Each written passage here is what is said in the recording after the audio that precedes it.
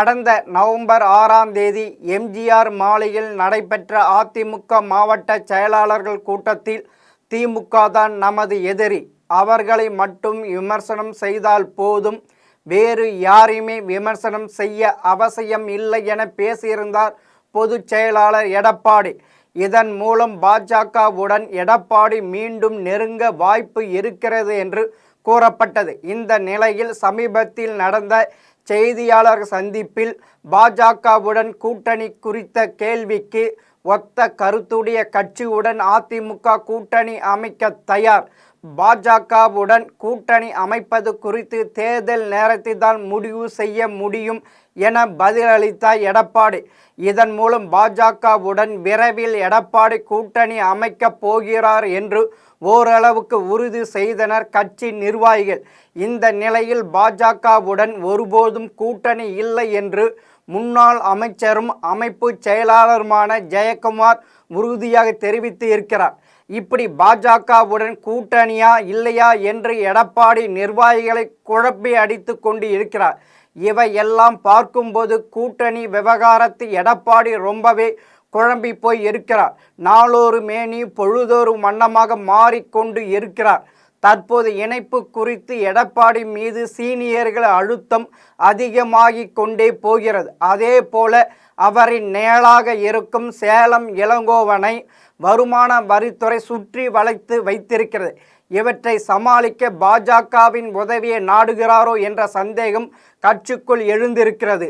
அதற்கு வலு சேர்க்கும் விதமாக 2024 பாராளுமன்ற தேர்தலில் பாஜகவுடன் எப்பொழுதும் கூட்டணி இல்லை என்று மேடைக்கு முழுகியவர் தேர்தலுக்கு பிறகு அப்படி பேசுவதை தவிர்த்து விட்டார். மாவட்ட செயலாளர்கள் கூட்டத்திலும் திமுகவை தவிர என்று சொல்லி பாஜகவை விமர்சனம் செய்ய வேண்டாம் என்று மறைமுகமாக சொல்லிவிட்டார். ஒத்த கருத்துடைய கட்சியுடன் அதிமுக கூட்டணி அமைக்க தயார், பாஜகவுடன் கூட்டணி அமைப்பது குறித்து தேர்தல் நேரத்தில் தான் முடிவு செய்ய முடியும் என்று பேசி மீண்டும் மாட்டிக்கொண்டார் எடப்பாடி. அதிமுக இணைப்புடன் பாஜகவுடன் கூட்டணி அமைக்க வேண்டும் என்பதுதான் வேலுமணி போன்றோர் எண்ணமாக இருக்கிறது. இதில் இணைப்புக்கு விருப்பம் இல்லாத எடப்பாடி பாஜக உதவியோடு தனக்கு இருக்கும் பிரச்சனைகளை சமாளிக்க திட்டமிடுகிறார். அதன்படிதான் பாஜகவுடன் எப்பொழுதும் கூட்டணி இல்லை என்று சொல்லி வந்த எடப்பாடி தேர்தல் வரும்போது முடிவு செய்யப்படும் என்கிறார்.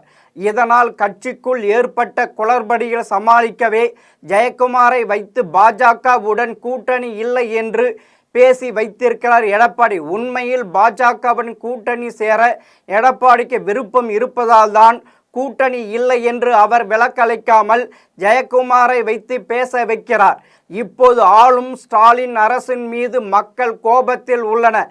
அதற்கு நிகராக அதிமுக இல்லை என்பது பொதுவான கருத்தாக இருக்கிறது.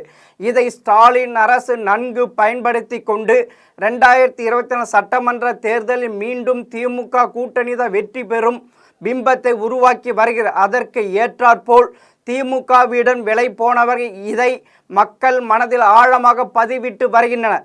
இதை உடைக்க எடப்பாடி ஆயுதம் இல்லாமல் நிராதிபாணியாக தேர்தல் களத்தில் நிற்கிறார் என்பது மட்டும் உண்மை. இதையை விஜய் கட்சி தனக்கு சாதகமாக பயன்படுத்தி கொள்ள பார்க்கிறது. திமுக எதிரி தமிழக வெற்றி கழகம் என்பதை கொஞ்சம் கொஞ்சமாக உருவாக்க முயற்சிக்கிறது. இனியும் எடப்பாடி கும்பகர்ண தூக்கத்தில் இருந்தால் அதிமுகவின் சகாப்தம் எடப்பாடியோடு முடிவடையலாம். மீண்டும் இன்னொரு தகவலோடு சந்திக்கிறேன். வணக்கம்.